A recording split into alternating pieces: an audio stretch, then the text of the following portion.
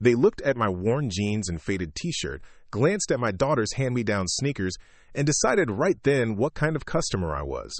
The kind who couldn't afford the good stuff. The kind who'd waste their time asking about frames that were clearly out of my league. But when Dr. Harrison walked into that exam room and said those two words that changed everything, their assumptions crumbled faster than their fake smiles disappeared. Before we jump back in, tell us where you're tuning in from, and if this story touches you, make sure you're subscribed, because tomorrow, I've saved something extra special for you. The Westfield Vision Center sat in one of those upscale shopping plazas, where the parking spaces were wider than most people's driveways, and every storefront screamed expensive. I pulled my 10-year-old Honda Civic into a spot between a gleaming BMW and a Tesla, feeling like I was parking a bicycle at a Lamborghini convention. The contrast wasn't lost on me, but I'd learned long ago that appearances could be deceiving in ways most people never imagined. My daughter Emma bounced out of the passenger seat, her excitement about getting her first pair of glasses infectious, despite my growing apprehension about what this visit might cost. At 12, she had my stubborn streak and her father's analytical mind, a combination that made her both brilliant and impossible to fool. She'd been squinting at the blackboard for months before finally admitting she couldn't see clearly, too proud to ask for help until her grades started slipping. The Vision Center's interior was all polished marble floors, soft lighting, and the kind of hushed atmosphere that made you automatically lower your voice. Display cases lined the walls, showcasing frames that probably cost more than most people's monthly car payments. Emma's eyes went wide as she took in the selection, gravitating immediately toward a display case filled with what could only be described as designer eyewear. "Mom, look at these," she whispered, pressing her nose against the glass like a kid at a candy store. The frames she was admiring were sleek, modern, with delicate metalwork that caught the light just right. I glanced at the small placard next to them and felt my stomach drop. $450 for frames, not including the lenses. The receptionist behind the mahogany desk looked up from her computer screen as we approached, her professionally whitened smile faltering slightly as she took in our appearance. I was wearing my weekend uniform of faded Levi's, a plain gray t-shirt, and comfortable sneakers that had seen better days. Emma wore similar attire, her long brown hair in a simple ponytail, and her backpack showing signs of heavy use. We weren't exactly the clientele this place was used to serving. "Good afternoon," the receptionist said, her tone polite but distinctly cooler than the greeting she'd given the woman ahead of us who'd been wearing what looked like a designer suit. "Do you have an appointment?" "Emma Richardson, 2:30, I replied, keeping my voice neutral. I'd dealt with this kind of subtle judgment before, though usually in very different contexts.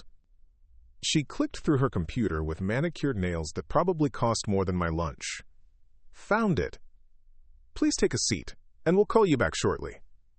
The waiting area was filled with leather chairs that belonged in a luxury hotel lobby. Emma settled into one while I remained standing, my eyes scanning the room with the kind of automatic attention to detail that came from years of training most people couldn't begin to imagine. I noted the exits, the sight lines, the positioning of staff members, all while maintaining the relaxed posture of a suburban mom waiting for her daughter's eye exam. The other customers were exactly what I'd expected. A woman in her 50s wearing enough jewelry to fund a small country's defense budget, speaking loudly into her phone about her upcoming charity gala. A businessman in a tailored suit that probably cost more than most people's monthly rent, typing furiously on his laptop while his assistant hovered nearby. A mother and daughter duo who looked like they'd stepped out of a fashion magazine, debating the merits of various high-end frame options. Emma was still staring at the designer frames when a tall woman in her 30s approached us. Her badge identified her as Melissa, sales associate, and her expression suggested she'd already made several assumptions about our purchasing power. "Are you the Richardson family?" she asked, her smile bright but lacking warmth. "That's us," I confirmed. "Wonderful. While we're waiting for the doctor to finish with his current patient, would you like to look at some frame options? I can show you our more affordable selections." I watched Emma's face fall slightly as Melissa gestured toward a different section of the store, away from the designer displays she'd been admiring. The frames in this area were functional, basic, the kind that screamed a budget option from across the room.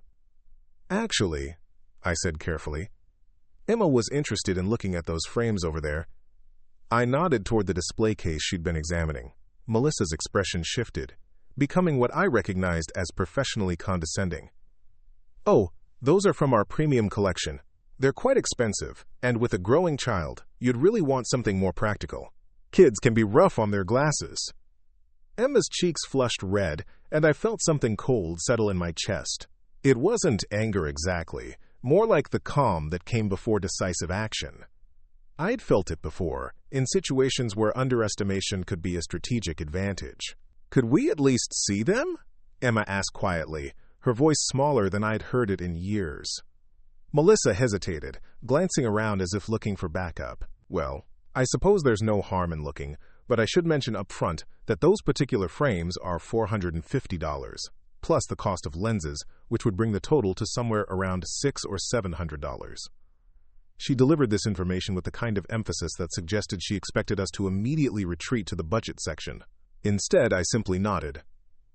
"We understand the pricing," I said. "Could we see them, please?"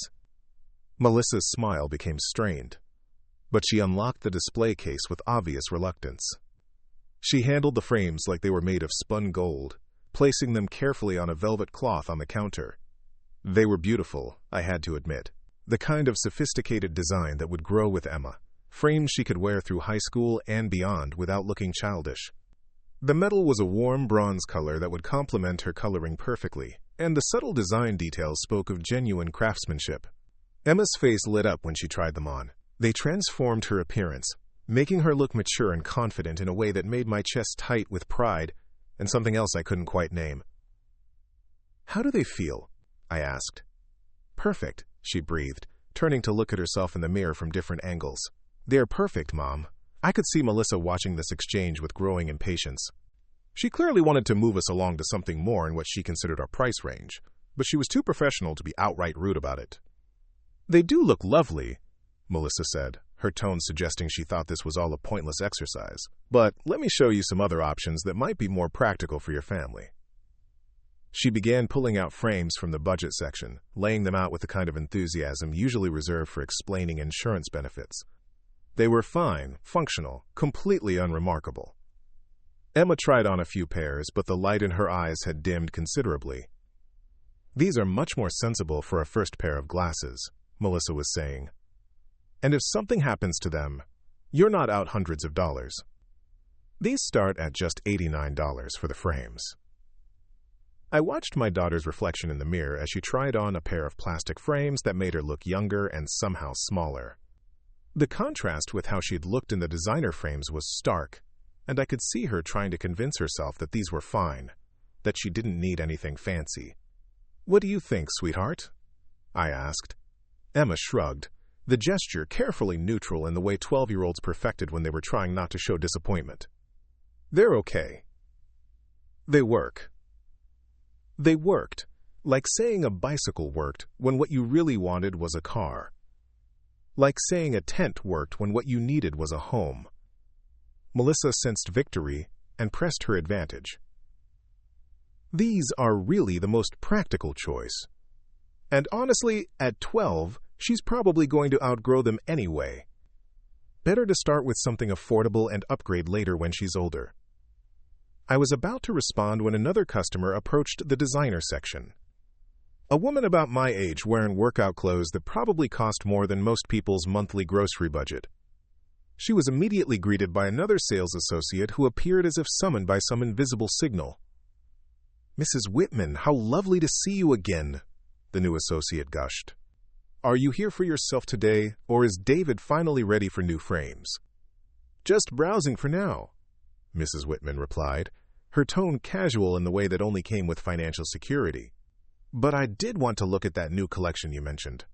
Within seconds, Mrs. Whitman was being shown the most expensive frames in the store, the associate handling them with reverence and enthusiasm. The contrast with how we were being treated was subtle, but unmistakable. Emma noticed it too. I could see her watching the other customer try on, frame after frame, each one met with genuine excitement from the sales staff. No mentions of practicality or growing children or budget considerations. Just pure enthusiasm for finding the perfect match. "Emma Richardson?"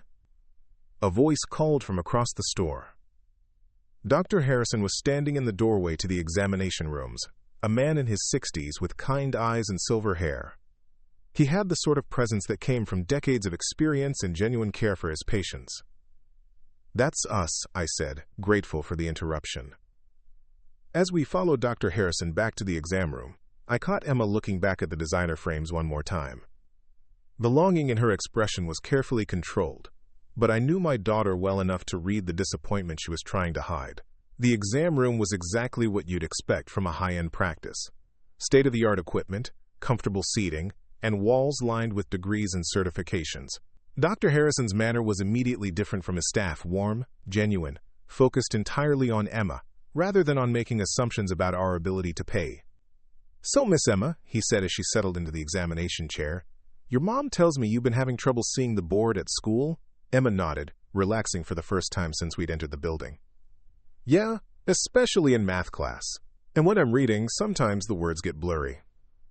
Dr. Harrison began the examination with the kind of thoroughness that justified his reputation. He explained each test as he performed it, engaging Emma in conversation about school and her interests while checking her vision from every possible angle. "You're definitely going to need glasses," he confirmed after about 20 minutes of testing. "Nothing dramatic, but enough that you'll notice a real difference in your daily life. The good news is that this is very treatable, and you should see improvement immediately." Emma beamed at this news, her excitement about finally being able to see clearly overriding any concerns about wearing glasses. "Now," Dr. Harrison continued, "let's talk about frames. Have you had a chance to look around out there?" Emma's expression shifted, becoming more guarded. "A little. There are some really pretty ones, but Melissa showed us the more practical options." Dr. Harrison's eyebrows rose slightly. "Practical can be good, but let's make sure you get something you'll actually want to wear. What caught your eye?" Emma glanced at me uncertainly, and I nodded encouragingly. "There were these bronze ones that I really liked," she admitted, "but they're pretty expensive." "Well, let's go take a look," Dr. Harrison said, standing up. "The most important thing is that you find frames you feel confident wearing. Everything else is secondary." We followed him back out to the main floor, where Melissa was still with Mrs. Whitman, who was now trying on what appeared to be every expensive frame in the store. The other sales associate who had been helping Mrs. Whitman noticed Dr. Harrison and immediately came over. "Doctor, is there anything I can help you with?" "Actually, yes, Karen. Emma here is interested in some frames from the premium collection. Could you show us the bronze ones she was looking at earlier?" Karen's expression brightened immediately. Unlike Melissa, she seemed genuinely excited to help, approaching the display case with enthusiasm. "These ones?" she asked, pulling out the same frames Emma had tried earlier. "Those are the ones," Emma confirmed, her voice gaining strength. As Emma tried them on again, Dr. Harrison studied her carefully, making small adjustments to ensure the fit was perfect. I watched his professional assessment, noting how he checked not just the aesthetic, but the practical considerations of weight distribution and comfort. "These are excellent frames," he said finally. "High-quality construction, and they suit your face perfectly. How did they feel?" "Amazing," Emma said, and I could hear the confidence returning to her voice. I was watching this interaction when I noticed Melissa approaching from across the store, her expression showing clear displeasure at seeing her budget-conscious customers being encouraged toward expensive merchandise. "Dr. Harrison," she said, her tone carefully professional, "I was actually showing Mrs. Richardson and Emma some more affordable options that would be perfect for a first pair of glasses." Dr. Harrison looked at her with mild surprise. "Oh? Was there something wrong with these frames?" "Not wrong, exactly," Melissa said, glancing at me meaningfully. "Just perhaps not the most practical choice given the circumstances." The circumstances. I felt that familiar cold calm settling over me again, the same feeling I'd experienced in briefing rooms and command centers when someone had made an assumption that needed correcting. Dr. Harrison's expression became more focused. "What circumstances would those be?" Melissa looked uncomfortable, realizing she'd stepped into territory she hadn't intended to explore. "Well, the price point and everything. I was just trying to be helpful by showing them options that might be more in their budget range." "Did Mrs. Richardson indicate that budget was a concern?" Dr. Harrison asked, his voice carrying a subtle edge that suggested years of dealing with staff who overstepped their bounds. "Not exactly. Melissa admitted. "But I mean, look at—" She gestured vaguely in our direction, then stopped, realizing how that sounded. The silence that followed was thick with implications. Emma was still wearing the bronze frames, looking back and forth between the adults with growing awareness that something significant was happening. Dr. Harrison's expression had shifted from mild interest to something cooler and more professional. "I see. And you made this assessment based on what criteria exactly?" Melissa's face was flushing red. "I was just trying to be practical, to save everyone time by focusing on realistic options." "Realistic," Dr. Harrison repeated, the word hanging in the air like a challenge. I could have stepped in at that moment, could have ended Melissa's discomfort with a few simple words that would have explained exactly why her assumptions were not only wrong but professionally inappropriate. But something held me back. Maybe it was curiosity about how far this would go. Maybe it was the desire to see if Dr. Harrison would handle the situation appropriately. Or maybe it was just the knowledge that sometimes the most powerful lessons came from allowing people to fully reveal their assumptions before correcting them. Emma was watching all of this with the sharp intelligence that made her such a remarkable kid. I could see her processing the undercurrents, understanding on some level that this was about more than just eyeglass frames. "You know what?" I said finally, my voice calm and measured. "Why don't we just focus on what Emma wants? We can discuss the practical considerations separately." Emma looked at me with surprise, then at the frames she was still wearing. "I really do love these ones, Mom. They make me feel like myself, but better." That last phrase hit me harder than I'd expected. Like herself, but better. Wasn't that what every parent wanted for their child? The chance to see themselves clearly, literally and figuratively, to feel confident in their own skin? Dr. Harrison smiled at Emma's words. That's exactly how the right frame should make you feel. Confident and comfortable. He turned to me with the kind of direct attention that suggested he was reevaluating his initial assumptions about our family. "Mrs. Richardson, these really are excellent frames for Emma. High-quality materials, classic design that will age well with her, and the fit is perfect. If you're comfortable with the investment, I'd highly recommend them. Investment, not purchase, not expense. Investment." The word choice was deliberate and respectful, treating this decision as the important choice it was, rather than a frivolous expense.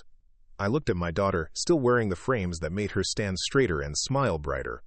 I thought about all the assumptions that had been made about us in the past hour, about the careful way Melissa had tried to steer us away from what Emma really wanted, about the lessons this moment could teach, about standing up for yourself and not accepting other people's limitations. "The frames are beautiful," I said, "but I think we need to discuss a few things first." Emma's face fell slightly, and I realized she was interpreting my words as a polite way of saying no, that I was about to give her the speech about being practical and responsible and understanding that we couldn't always have what we wanted. Dr. Harrison seemed to sense the shift in mood as well. "Of course. Take all the time you need to think about it. Emma, why don't you keep trying different options while your mom and I discuss the details?" As Emma reluctantly removed the bronze frames and Karen began showing her other options, Dr. Harrison gestured for me to follow him toward his office. I could feel Melissa watching us go, probably feeling vindicated that the expensive frames were being set aside in favor of a private discussion about more affordable alternatives. Dr. Harrison's office was exactly what I'd expected. Diplomas and certifications covered one wall, family photos occupied his desk, and medical journals were stacked neatly on a side table. He closed the door behind us and gestured for me to take a seat. "Mrs. Richardson," he began, settling behind his desk, "I want to apologize for my staff's behavior. Making assumptions about patients based on appearance is completely inappropriate, and I'll be addressing that directly." I was surprised by his directness. Most people in his position would have danced around the issue, found ways to excuse their employees' behavior or minimize its impact. "I appreciate that," I said, "but honestly, it's not the first time we've dealt with that kind of judgment." Dr. Harrison leaned forward slightly, his expression becoming more intent. "May I ask what line of work you're in?" "I have to admit, there's something about your bearing that suggests a background most people wouldn't pick up on." I felt a flicker of surprise. Most civilians never noticed the subtle signs that came from years of military training. The way I held myself, the automatic awareness of my surroundings, the calm in situations that would fluster others. Dr. Harrison had clearly picked up on something that his sales staff had missed entirely. "I work in government," I said, carefully giving him the same vague answer I used in most civilian contexts. He nodded slowly, a look of understanding crossing his features. "Military?" Preparing and narrating this story took us a lot of time, so if you are enjoying it, subscribe to our channel. It means a lot to us. Now back to the story. "Yes. Active duty?" I hesitated for a moment, then decided on honesty. "Yes." Dr. Harrison's entire demeanor shifted, becoming more formal and respectful. "Well then, Mrs. Richardson, let me be completely clear about something. Your daughter deserves the best frames we have, and if anyone on my staff suggested otherwise based on assumptions about your circumstances, that's completely unacceptable." We sat in silence for a moment, both understanding that this conversation had moved far beyond eyeglass frames into territory that had implications for how we treat people and the assumptions we make based on appearances. "The thing is," I said finally, "Emma doesn't know about my work. As far as she's concerned, I have a regular job that takes me away sometimes. I prefer to keep it that way." Dr. Harrison nodded immediately. "Of course, that makes perfect sense. But I also don't want her to think we can't afford something she really wants because of other people's assumptions about who we are." "Absolutely not," Dr. Harrison agreed. "And honestly, after 20 years in this business, I can tell you that some of my best patients are people who others might overlook. Success and worth aren't always visible from the outside." I appreciated his diplomatic way of addressing what had happened without making it more awkward than necessary. This was clearly a man who understood nuance and complexity in ways his staff did not. "So what do you recommend?" I asked. Dr. Harrison smiled. "I recommend we get your daughter the frames that make her feel confident and happy. Everything else is just details." As we prepared to return to the main floor, I found myself thinking about the assumptions people made and the stories they told themselves about others based on limited information. Melissa had looked at our clothes and our car and decided she knew everything she needed to know about our circumstances. Dr. Harrison had looked deeper and seen something that suggested there might be more to the story. The truth was, there was always more to the story. Everyone carried invisible histories, hidden strengths, secret struggles that couldn't be assessed from a quick glance. The woman in designer clothes might be drowning in debt. The man in the expensive suit might be terrified of losing everything. The suburban mom in faded jeans might carry responsibilities that would humble anyone who truly understood them. When we returned to the main floor, Emma was trying on a pair of purple frames that were clearly from the budget section. They weren't terrible, but they weren't her either. She looked up hopefully when she saw us approaching. "How do these look?" she asked, though I could tell from her tone that she was settling rather than choosing. "They're fine," I said. "But let's try the bronze ones again." Emma's face lit up as Karen retrieved the designer frames once more. As she put them on, I watched her transformation back into the confident, sophisticated young woman I'd seen earlier. Dr. Harrison observed the fitting with professional attention, making small adjustments and ensuring the comfort and fit were perfect. "These are definitely the right choice," he said with certainty. "Emma, how do you feel when you wear these?" "Like I can do anything," she said without hesitation. And that, I realized, was worth every penny and every assumption anyone wanted to make about us. But the moment that would change everything was still coming, still waiting in the wings as we prepared to finalize the details of Emma's prescription and frame selection. Neither Melissa nor the other customers in the store had any idea what was about to happen when Dr. Harrison asked the question that would turn all their assumptions upside down. The real revelation was still to come. As we prepared to discuss the final details, I noticed Mrs. Whitman had finally settled on a pair of frames that cost more than most people's monthly mortgage payment. The sales associate helping her was practically glowing with excitement, talking about expedited processing and special lens coatings like they were discussing a rare vintage wine. "We can have these ready for you by tomorrow afternoon," Karen was telling Mrs. Whitman. "I'll personally oversee the lab work to ensure everything is perfect." The contrast wasn't lost on me. Premium customer service for premium customers, while Emma and I had been subjected to lectures about practicality and budget constraints. I watched my daughter adjust the bronze frames one more time, her reflection in the mirror showing a confidence that was impossible to fake. Dr. Harrison returned from his office with Emma's prescription details, his manner professional but warmer than it had been before our private conversation. He handed me a slip of paper with numbers and abbreviations that meant nothing to me, but represented everything to Emma's future vision. "The prescription is fairly straightforward. he explained. Emma will definitely notice an improvement in her distance vision, and the slight astigmatism correction will help with eye strain during reading and computer work. Melissa had finished with Mrs. Whitman and was now hovering nearby, clearly hoping to regain control of our transaction. Her body language suggested she was still convinced this would end with us selecting something from the budget section, regardless of what Emma actually wanted. "So," Melissa interjected, moving closer to our group, "have we decided on frames?" I set aside those lovely purple ones that Emma tried on. They're very age-appropriate and practical for school. Emma's face fell slightly. She looked at me with a kind of careful, neutral expression that broke my heart, the look kids perfected when they were trying not to ask for something they wanted but didn't think they could have. "Actually," Dr. Harrison said before I could respond, "I think the bronze frames are the clear choice here. The fit is excellent, the style suits Emma perfectly, and the quality will ensure they last through her teenage years." Melissa's smile became strained. "Doctor, I'm sure Mrs. Richardson appreciates the recommendation, but we should be realistic about what makes sense for their situation." Their situation. There was that phrase again, loaded with assumptions and judgments that had nothing to do with Emma's needs and everything to do with Melissa's preconceptions about who we were and what we could afford. Dr. Harrison's expression cooled noticeably. And what situation would that be, exactly? The question hung in the air like a challenge. I could see Melissa realizing she'd stepped into dangerous territory, but she was too committed to her position to back down gracefully. "I just mean that for a family's first experience with glasses, especially for a child, it often makes sense to start with something more economical," she said, trying to sound reasonable.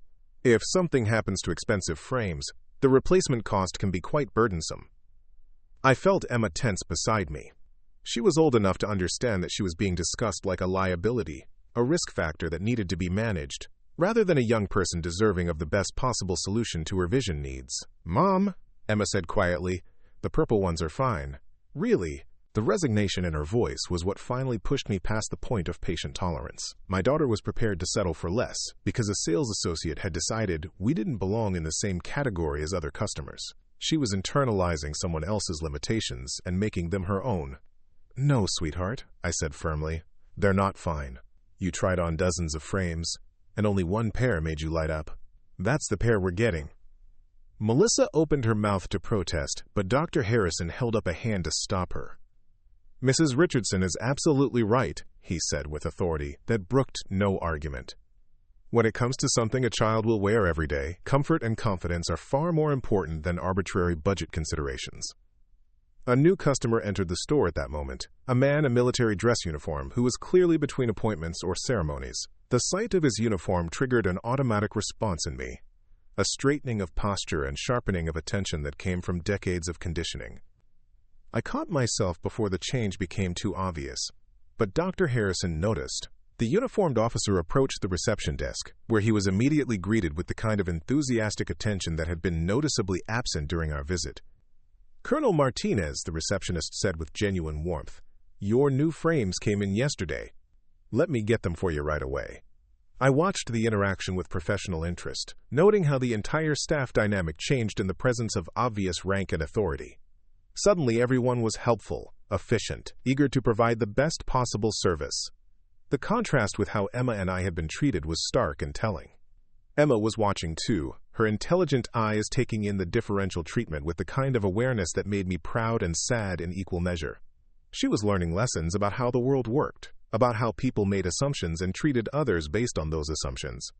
I just wished the lesson wasn't coming at her expense. Colonel Martinez completed his transaction in less than 5 minutes, receiving frames, a case, cleaning supplies, and enough personal attention to make our experience look like we'd been shopping at a discount store. As he left, I noticed him glance in our direction with the kind of professional assessment that suggested he'd recognized something familiar about my bearing.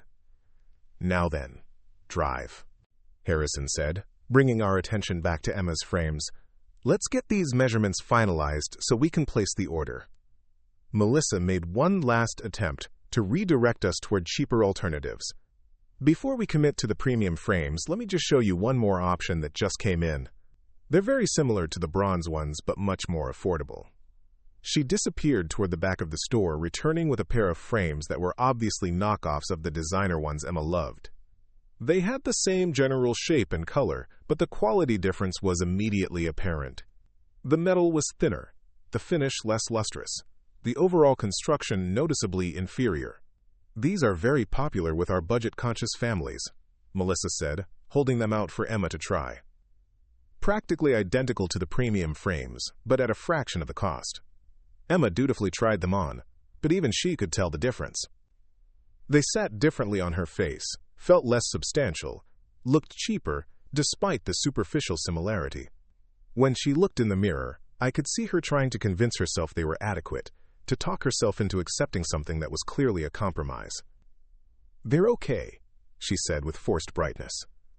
Dr. Harrison examined the knockoff frames with obvious disapproval. "The fit isn't right," he said bluntly. "The bridge is too narrow, the temples are positioned incorrectly, and the lens size is wrong for Emma's facial proportions. These would be uncomfortable within a few weeks, and would need frequent adjustments." Melissa's professional facade was beginning to crack. "Doctor, with respect, for a child's first glasses, perfect fit isn't as crucial as finding something the family can actually afford without financial strain." Financial strain. She kept circling back to money, to her assumption that we were struggling financially and needed her to protect us from our own poor judgment. The presumption was breathtaking in its audacity. "Melissa," Dr. Harrison said, his voice carrying a warning edge, "I think you're making assumptions that aren't your place to make." But Melissa was too committed to her position to recognize the warning signs. She turned to me with what she probably thought was a helpful expression. "Mrs. Richardson, I completely understand wanting to get your daughter something special, but let's be practical here. $700 for glasses is a significant expense for any family, especially when there are perfectly good alternatives available. I'm just trying to help you make a smart financial decision." The condescension in her tone was unmistakable now. She wasn't just questioning our ability to afford the frames. She was positioning herself as the wise adult helping naive customers avoid financial mistakes they'd regret later. Emma was staring at the floor, her cheeks red with embarrassment. She understood exactly what was happening, what was being implied about our family's financial situation. I could see her withdrawing, accepting Melissa's narrative about who we were and what we deserved. "I appreciate your concern," I said carefully, my voice maintaining the calm that came from years of managing difficult conversations in high-stakes environments. "But I think we can make our own financial decisions." Melissa laughed, a sound that was meant to be lighthearted but came across as dismissive. "Of course you can. I'm just saying that as someone who's worked in optical retail for 8 years, I've seen a lot of families get in over their heads with expensive frames. Especially military families, no offense. Military families." The phrase hung in the air like a revelation.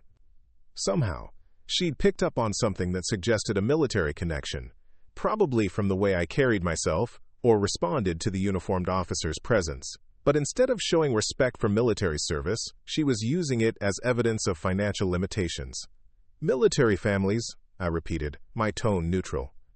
"You know how it is," Melissa continued, apparently oblivious to the change in atmosphere around her. "Military pay isn't exactly generous. And with deployments and moves, it's smart to be conservative with discretionary spending.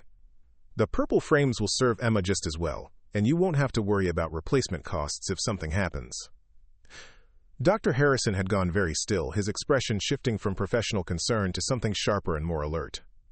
I could see him processing Melissa's words, understanding that she'd just made an assumption that could have significant consequences.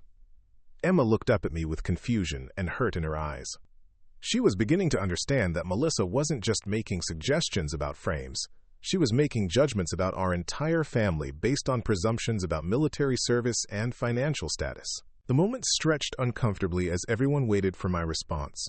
Other customers in the store had begun to notice the tension, glancing over with the kind of curiosity that comes from sensing conflict without understanding its source. I looked at my daughter, still wearing the knockoff frames that made her look diminished somehow, then at the bronze frames sitting on the counter that had made her stand taller and smile brighter. I thought about all the assumptions that had been made in the past hour, all the ways Melissa had decided who we were without knowing anything real about our circumstances. "You're right about one thing," I said finally. "Military families do face unique challenges." Melissa looked pleased, thinking she'd successfully made her point about financial responsibility and practical choices. "We understand sacrifice," I continued. "We understand the value of things that matter, and the cost of things that don't. We understand duty and service, and the importance of taking care of the people who depend on us." Dr. Harrison was watching me with growing attention, his expression suggesting he was beginning to understand that this conversation was heading somewhere unexpected. "We also understand," I said, my voice gaining quiet authority, "that some people make assumptions about military service that have more to do with their own limitations than with reality." Melissa's confident expression was beginning to falter as she sensed undercurrents she didn't fully understand. Emma had taken off the knockoff frames and was looking between me and Melissa with growing awareness that something significant was happening. The other customers in the store were no longer pretending not to listen, drawn by the tension that was building towards some kind of resolution. "Mrs. Richardson," Dr. Harrison said carefully, "would you prefer to discuss the frame selection privately?" It was an offer to de-escalate, to remove the audience and handle this situation with more discretion. But sometimes the most important lessons happened in public, when people were forced to confront their assumptions in front of others who might be making similar judgments. "No," I said simply. "I think we should finish this conversation right here." I reached for the bronze frames, holding them with the same careful attention Dr. Harrison had shown earlier. They were beautiful, well-made, exactly what Emma wanted and deserved. More importantly, they represented something larger than just eyewear. They represented the right to be treated with dignity regardless of appearances, the right to make choices based on what was best rather than what others assumed we could afford. "Emma," I said, handing her the frames, "put these on one more time." She took them with trembling hands, sliding them onto her face with movements that were careful and hopeful. When she looked in the mirror, I saw the same transformation that had happened earlier. Confidence, maturity, the sense that she could handle whatever challenges came her way. "How do you feel?" I asked. "Perfect," she whispered. "Then that's what we're getting." Melissa started to protest, but Dr. Harrison held up a hand to stop her. He was watching me with a kind of focused attention that suggested he was putting together pieces of a puzzle he was only now beginning to understand. "Mrs. Richardson," he said slowly, "before we finalize everything, could I ask you a question?" I nodded, sensing that we were approaching the moment when all the careful assumptions and professional courtesies would give way to something more direct and honest. "What branch?" he asked simply. The question was quiet, but it carried across the store like a challenge. Melissa looked confused, not understanding the significance of what Dr. Harrison was asking. The other customers seemed to sense that something important was happening, but couldn't quite grasp what it was. Emma looked at me with surprise. She knew I worked for the government, knew that my jobs sometimes took me away for extended periods, but we'd never discussed the specifics of military service or rank structure. As far as she was concerned, I had a regular job that happened to require travel and occasionally formal clothing. I looked around the store, taking in the expensive frames and luxury atmosphere, the customers who were used to being treated with automatic respect, the staff who made instant judgments about people's worth based on their appearance and presumed financial status. "Army," I said simply. Dr. Harrison nodded slowly, his expression becoming more formal and respectful. "Active duty?" "Yes." "Rank?" The question hung in the air like a moment of truth. I could feel everyone in the store listening now, sensing that they were about to learn something that would change the entire context of everything that had happened in the past hour. Melissa was looking back and forth between Dr. Harrison and me, finally beginning to understand that she had made assumptions that were not just wrong but potentially catastrophic for her professional standing.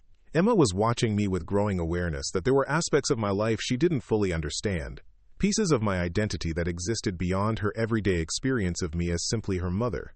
I thought about all the times I'd been underestimated, all the situations where people had made judgments based on incomplete information. I thought about the responsibility that came with rank and authority, the obligation to use power appropriately, and teach lessons that needed to be taught. But mostly, I thought about my daughter, standing there in frames that made her feel confident and beautiful, learning lessons about standing up for herself and not accepting other people's limitations as her own. The answer to Dr. Harrison's question would change everything. It would transform Melissa's condescending assumptions into professional embarrassment, shift the entire dynamic in the store, and teach everyone present a lesson about the dangers of judging people based on appearances. But more than that, it would show Emma that sometimes the people who seem the most ordinary carry the most extraordinary responsibilities, and that respect should be earned through character and service, rather than granted based on clothing and presumed wealth. The moment stretched as I prepared to give Dr. Harrison the answer that would turn all of Melissa's assumptions upside down, the revelation that would demonstrate just how wrong it was possible to be when you judged people by their exterior circumstances rather than their true character and accomplishments. In the silence that preceded my response, I could see understanding beginning to dawn on Dr. Harrison's face. He was a man who had clearly worked with military personnel before, who understood the subtle signs of rank and authority that most civilians missed entirely. He was beginning to realize that the woman he'd been treating with professional courtesy was someone who deserved significantly more formal respect. The revelation was coming, the moment when everything would change and all the careful assumptions would crumble. But that moment was still suspended in the pregnant pause before truth transformed understanding, before reality replaced presumption, before the woman in faded jeans revealed herself to be someone none of them had imagined. "Major General," I said quietly. The words fell into the silence like stones into still water, creating ripples of shock that spread across the store in visible waves. Dr. Harrison's eyes widened, his posture immediately shifting to something more formal and respectful. Melissa's face went through a series of expressions, confusion to disbelief to dawning horror as she began to understand the magnitude of her miscalculations. Emma stared at me with complete bewilderment, the bronze frame still perched on her nose as she tried to process what she'd just heard. "Major General." The words didn't fit with her understanding of me as simply her mother, who worked for the government and traveled sometimes for meetings. The other customers in the store had gone completely silent, their own conversations forgotten as they absorbed the implications of what had just been revealed. Mrs. Whitman, who had been discussing warranty options for her expensive frames, was staring at me with something approaching awe. The businessman with his laptop had stopped typing entirely, his attention completely focused on our group. Dr. Harrison was the first to recover his composure, years of military experience clearly informing his response. He straightened to attention in a way that was subtle but unmistakable, his entire demeanor shifting from professional courtesy to military respect. "Ma'am," he said, his voice carrying the weight of proper protocol. "I apologize for any inconvenience you've experienced today. This should have been handled very differently from the beginning." Melissa was still staring at me like I'd suddenly sprouted wings. Her mouth opened and closed several times as she struggled to find words that could somehow undo the past hour of condescending assumptions and budget lectures.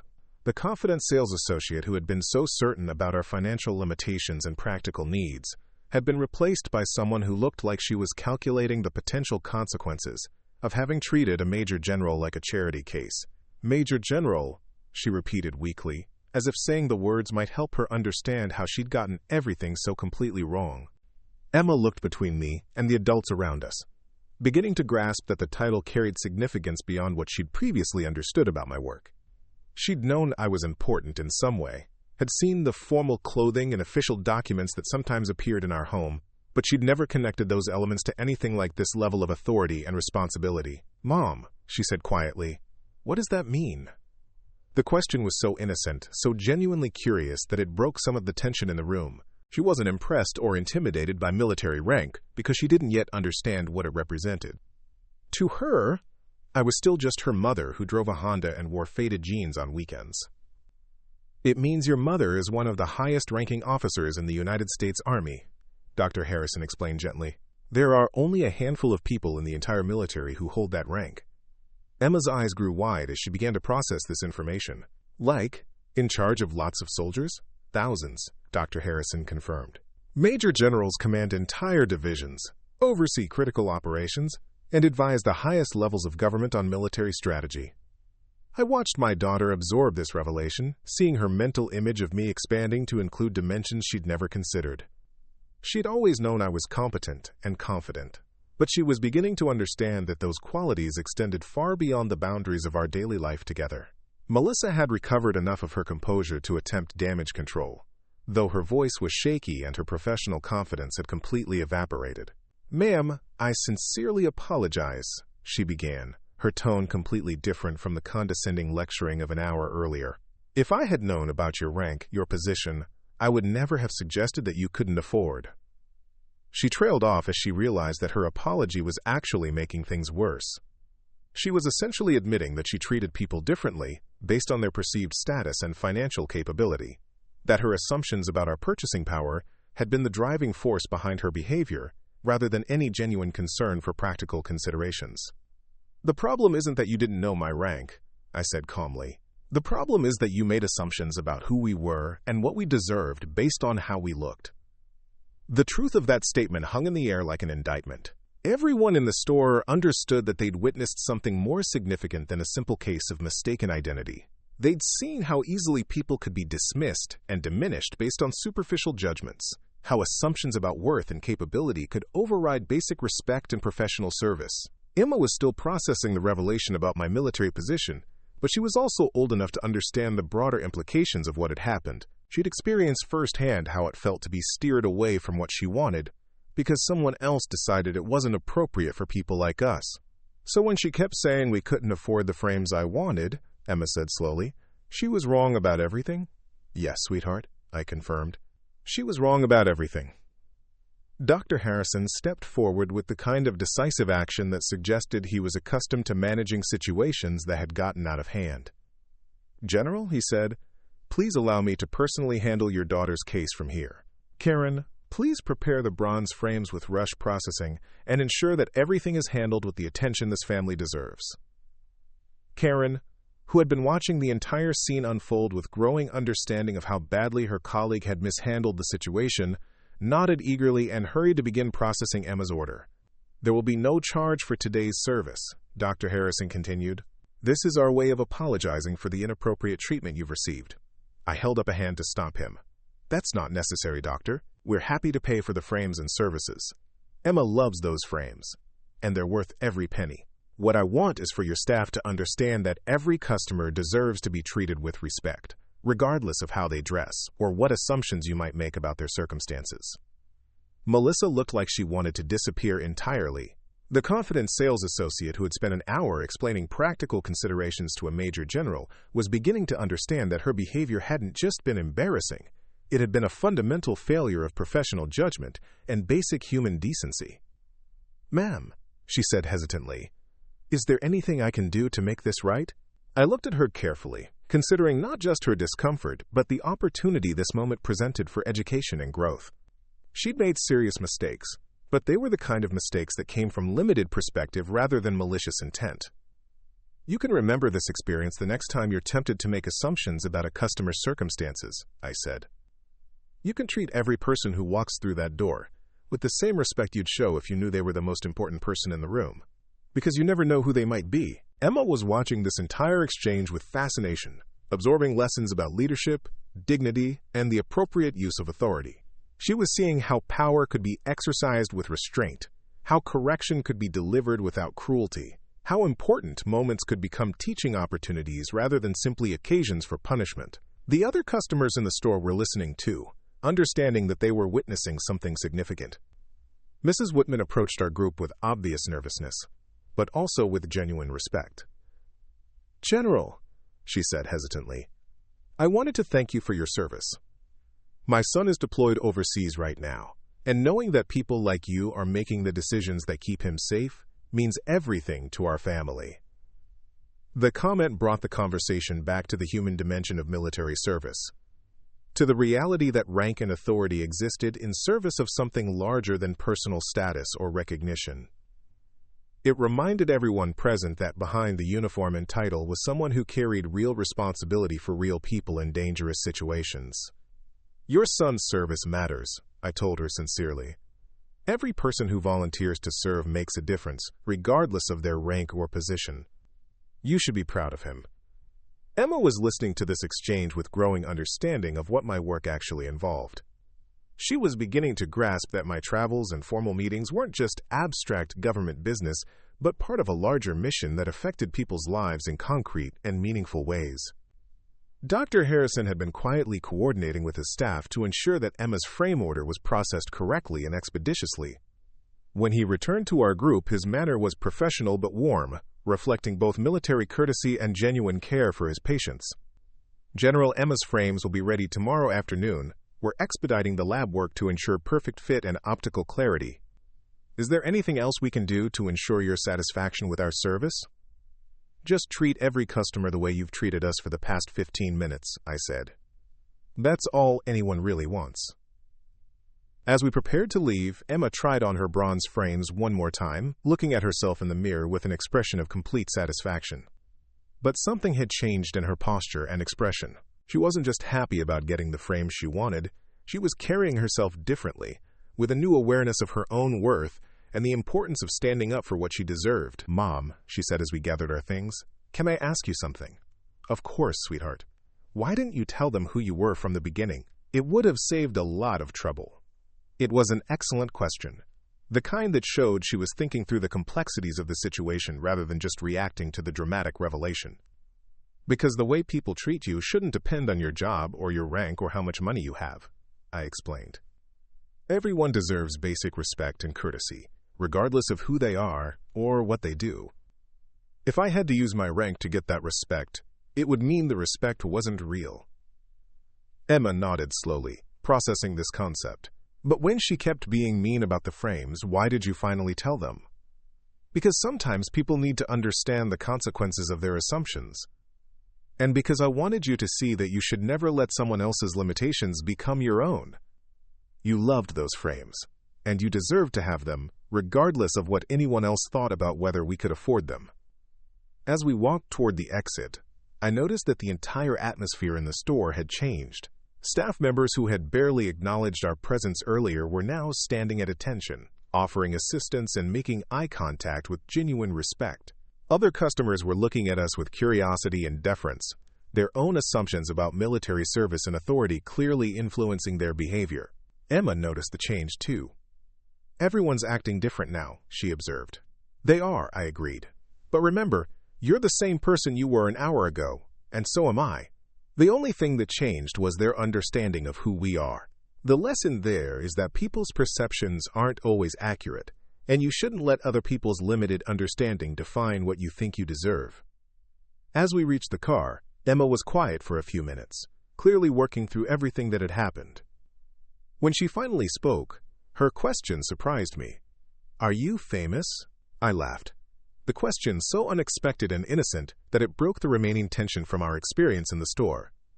"Not famous, exactly. But my job is important, and it comes with responsibilities that affect a lot of people. That's why I take it seriously, and why I expect other people to treat everyone with respect, regardless of what they assume about their circumstances." Emma buckled her seatbelt and adjusted the rearview mirror so she could see herself wearing her new frames. Even though the lenses weren't ready yet, she wanted to get used to how they looked and felt. "I'm glad you didn't tell them right away," she said finally. "It was better when they figured out they were wrong. It made them think about how they were acting." Her insight impressed me. At 12, she was already understanding nuanced lessons about power, respect, and the importance of treating people well regardless of their apparent status or circumstances. As we drove home, I found myself thinking about all the assumptions that had been made and corrected in the space of a few hours. Melissa had looked at our clothes and our car and decided we were struggling financially. She'd used military service as evidence of limited resources, rather than recognizing it as a marker of dedication and sacrifice. She'd steered us toward cheaper alternatives while assuming she knew what was best for our situation. But more broadly, she'd fallen into the trap that catches so many people in service industries and beyond. She'd made instant judgments about worth and capability based on superficial indicators, then acted on those judgments in ways that diminished the people she was supposed to serve. The revelation of my rank had certainly corrected her assumptions, but the real lesson was deeper than that. It was about the danger of treating people differently based on perceived status, about the importance of offering the same quality of service and respect to everyone, regardless of what you think you know about their circumstances. Emma was still admiring herself in the mirror, but I could tell she was also thinking through the broader implications of what had happened. "Mom," she said, "do people always treat you differently when they know about your job?" "Sometimes," I admitted, "but the best people treat everyone well, regardless of rank or position. And the worst people only treat you well because they want something, or because they're afraid of consequences. You can learn a lot about someone's character by watching how they treat people who they think can't help them." She nodded thoughtfully. Like how Melissa was nice to Mrs. Whitman but mean to us until she found out who you were. Exactly. That told us everything we needed to know about her character and her values. As we pulled into our driveway, Emma was already planning how she'd tell her friends about getting glasses, about the frames she'd chosen, about the experience of standing up for what she wanted despite someone else's attempts to limit her choices. But I suspected that the real lesson from today would stay with her much longer than the excitement about new glasses. She'd learned that people weren't always what they seemed, that assumptions could be dangerous and limiting, and that everyone deserved to be treated with dignity regardless of appearances or perceived circumstances. She had also learned that sometimes the most powerful people were the ones who didn't feel the need to announce their power, who carried their authority quietly and used it responsibly when circumstances required intervention. Over dinner that evening, Emma told the story of our afternoon to my husband, who listened with amusement and pride as she described how I'd revealed my rank to the shocked sales associate. The best part, Emma concluded, was that Mom didn't get mad or yell or anything. She just stayed calm and let them figure out how wrong they were. It was like watching someone learn a really important lesson. My husband caught my eye over Emma's head, his expression showing understanding of the deeper currents that had run through the afternoon's events. He knew how often I dealt with assumptions and preconceptions in my professional life, how carefully I had to navigate situations where people's expectations about military leadership clashed with the reality of who I was and how I operated. The most important thing, he said to Emma, is that you got the frames you really wanted, and you learned something valuable about standing up for yourself. Emma nodded enthusiastically, then grew more thoughtful. I also learned that you shouldn't judge people by how they look, or where they shop, or what kind of car they drive, because you might be completely wrong about who they really are. That night, as I was saying goodnight to Emma, she looked at me with new awareness of the complexity of adult life and responsibility. "Mom," she said, "tomorrow when I go to school with my new glasses, should I tell people what happened?" I considered her question carefully, understanding that she was really asking how to handle the knowledge she'd gained about power, authority, and the importance of treating people well. "Tell them about your glasses," I said. "Tell them how much you love the frames you chose. Tell them about the importance of standing up for what you want, and not letting other people's assumptions limit your choices. The rest of the story will take care of itself." She smiled and settled back against her pillows, the bronze frames sitting carefully on her nightstand, waiting for tomorrow's pickup, when the lenses would be ready and her new vision of the world would become literally and figuratively clearer. As I turned off her light, I reflected on the lessons that had been learned by everyone involved in the afternoon's events. Emma had discovered new dimensions of confidence and self-advocacy. Melissa had been forced to confront the consequences of making assumptions about people's worth and capabilities. Dr. Harrison had been reminded of the importance of leading by example and correcting inappropriate behavior when he witnessed it. And I had been reminded once again that the most powerful teaching moments often came not from dramatic announcements of authority, but from the quiet demonstration of character under pressure, the willingness to stand up for what was right, and the understanding that true leadership meant using power responsibly to create positive change for everyone involved. The bronze frames would serve Emma well for years to come, but the lessons learned in getting them would serve her even longer, shaping how she treated others and how she expected to be treated in return.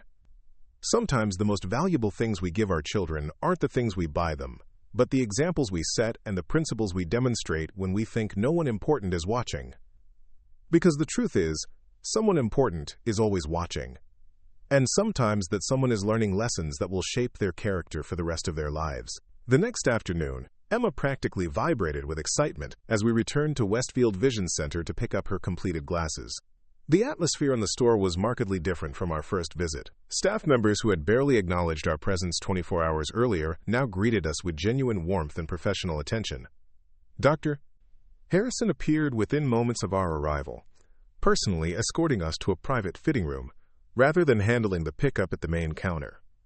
His manner was courteous and thorough, reflecting both military protocol and genuine care for ensuring Emma's complete satisfaction with her new glasses. "How do they feel?" he asked as Emma tried on her bronze frames with the prescription lenses for the first time. Emma's face transformed as the world came into sharp focus around her. She looked around the room with wonder, noticing details that had been blurry for months without her realizing how much she'd been missing. Everything is so clear, she breathed, examining her reflection in the mirror with delight. I can see individual leaves on the tree outside. I can read that tiny print on the wall chart. This is amazing. Dr. Harrison smiled with the satisfaction that came from successfully solving a problem that would improve someone's daily life. He made minor adjustments to ensure perfect comfort, explaining how to care for the frames and when to return for follow-up appointments. These frames suit you perfectly, he told Emma with genuine enthusiasm. You made an excellent choice, and they'll serve you well for years to come. As we prepared to leave, Melissa appeared at the edge of our group. She looked nervous but determined, like someone who had spent considerable time preparing for a difficult conversation. General, she said carefully, could I speak with you for a moment? I nodded, curious about what she felt compelled to say after having 24 hours to process the previous day's events. I've been thinking about what happened yesterday, she began, her voice carrying none of the confident condescension that had characterized our first interaction. I realized that I wasn't just wrong about your circumstances. I was wrong about my entire approach to customer service. Emma listened with interest, still adjusting to the clarity of her new vision while observing this adult conversation about accountability and professional growth. I've worked in retail for 8 years, Melissa continued, and I thought I was being helpful by steering customers toward what I considered practical choices. But what I was really doing was making assumptions about people's capabilities and limitations based on how they looked or dressed. Her admission was more thoughtful than I'd expected, suggesting genuine reflection rather than simply damage control after an embarrassing mistake. Yesterday made me realize that I've probably done this to other customers without even thinking about it, she said. People who might have wanted something special but accepted my suggestions because I convinced them to settle for less than what they really wanted. Emma glanced at me with understanding. She was witnessing someone taking responsibility for their actions and committing to change, a lesson in personal accountability that was as valuable as anything she might learn in school. What will you do differently going forward? I asked, genuinely interested in her response. I'm going to ask customers what they want instead of deciding what I think they should want, Melissa said. I'm going to present all the options and let people make their own choices about what matters to them. And I'm going to remember that my job is to help people get what they need, not to protect them from decisions I think they might regret. It was a thoughtful answer that demonstrated real understanding of the problems with her previous approach. She'd moved beyond embarrassment about misjudging my rank to genuine insight about treating all customers with equal respect and consideration. Dr. Harrison had been listening to this conversation with obvious approval. As a business owner, he understood that this kind of learning experience could transform not just individual performance, but the entire culture of customer service in his practice. Melissa will be attending additional training on customer relations and professional service standards, he informed me. Yesterday's events highlighted some areas where our entire staff can improve our approach to serving all patients with equal respect and attention. As we left the Vision Center, Emma kept stopping to look at things with amazement. The world had suddenly become sharp and detailed in ways she'd forgotten were possible, but her excitement about her improved vision was matched by her continued processing of the broader lessons from our experience. Mom, she said as we walked through the shopping plaza, do you think Melissa really learned something, or was she just saying what she thought you wanted to hear? It was a perceptive question that showed Emma was thinking critically about adult behavior and motivations. I think she learned something real, I said after considering her question. Sometimes it takes a shock to make people examine their assumptions and behavior. The fact that she thought about it overnight and came back with specific changes she wanted to make suggests genuine reflection. Emma nodded, then stopped to examine a storefront window display with her newfound visual clarity. It's weird how much better everything looks when you can actually see it properly. Her comment carried metaphorical weight that I suspected she understood on some level. Clear vision wasn't just about physical eyesight. It was about seeing people and situations accurately rather than through the distortion of assumptions and preconceptions. Over the following days, Emma's confidence with her new glasses grew alongside her comfort with the lessons she'd learned about standing up for herself and expecting appropriate treatment from others. She wore her bronze frames with pride, but more importantly, she carried herself with a new awareness of her own worth and dignity.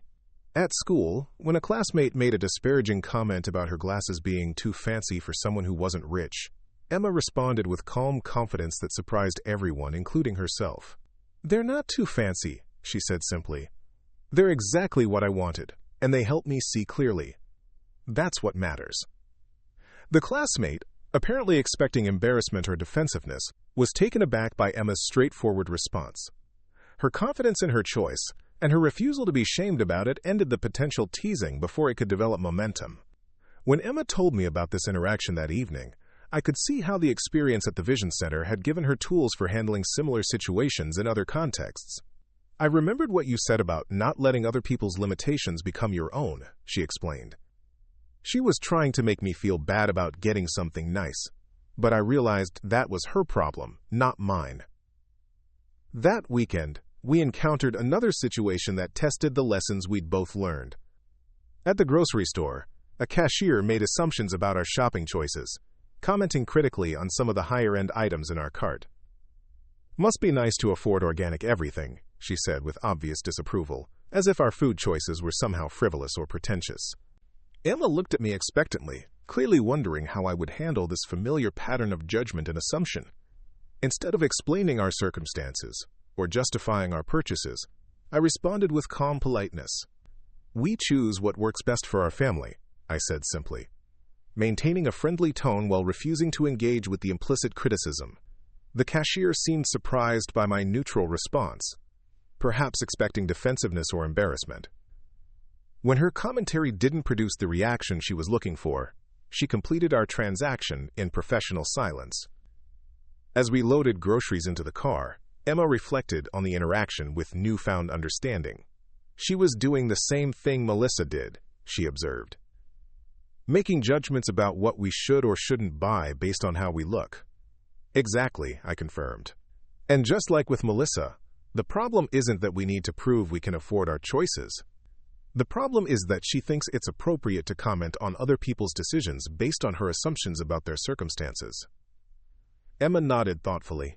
So the lesson isn't just about glasses or groceries. It's about not letting people make you feel bad for making choices they don't think you should make. Her insight impressed me. At 12, she was grasping concepts about dignity, self-respect, and appropriate boundaries that many adults struggle to understand and implement.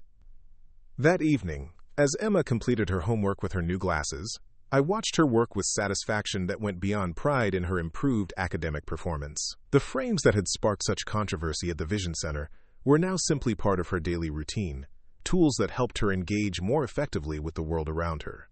But the confidence she'd gained from standing up for what she wanted, from refusing to accept someone else's limitations as her own, had become an integral part of her character. She carried herself differently, spoke up more readily when something wasn't right, and refused to be diminished by other people's narrow expectations. Several weeks later, we returned to the Vision Center for Emma's follow-up appointment. The experience was seamlessly professional from start to finish. Melissa greeted us with genuine warmth and immediately focused on Emma's satisfaction with her glasses and any adjustments that might be needed. "How are the frames working out?" she asked Emma directly, making eye contact and treating her as the primary customer rather than an appendage to the adult making financial decisions. "They're perfect," Emma replied confidently. "I love everything about them, and they've made such a difference in school." Melissa smiled with what appeared to be genuine pleasure in Emma's satisfaction. "I'm so glad. They really do suit you perfectly, and it's clear you're taking excellent care of them." The interaction was exactly what customer service should be, focused on the customer's needs and satisfaction rather than the sales associate's assumptions about what was appropriate or practical. As we left that day, Emma made an observation that surprised me with its maturity and insight. "I think Melissa really did learn something," she said. "She's treating everyone differently now, not just us." I watched her with other customers while we were waiting, and she was asking what they wanted instead of telling them what they should want. Her attention to these details showed she was thinking about the broader implications of what had happened, understanding that positive change could extend beyond our individual experience to benefit other people in similar situations. Months later, Emma's glasses had become such a natural part of her appearance that it was hard to remember how she'd looked without them. But the lessons from acquiring them continued to influence her daily interactions and decisions. When faced with challenges at school, she approached them with confidence in her ability to advocate for herself appropriately. When encountering adults who made assumptions about her capabilities or limitations, She responded with calm assertion of her actual abilities and needs. Most importantly, she had internalized the understanding that respect and appropriate treatment weren't privileges to be earned through status or wealth, but basic human rights that everyone deserved regardless of their apparent circumstances. The bronze frames had cost several $100s, but the education and dignity, self-advocacy, and appropriate expectations had been worth far more than their purchase price. Emma had learned that she deserved to be treated well, that her preferences and choices mattered, and that she shouldn't accept diminished treatment simply because someone else made assumptions about who she was or what she deserved. These lessons would serve her throughout her life, in contexts far removed from eyeglass shopping, but equally important for her development as a confident, self-respecting person who expected appropriate treatment from others while offering the same respect in return. The experience had also reinforced my own understanding of the importance of using authority appropriately, of teaching lessons through example rather than simply through correction, and of helping young people develop the confidence to stand up for themselves in a world that too often tries to impose limitations based on superficial assessments.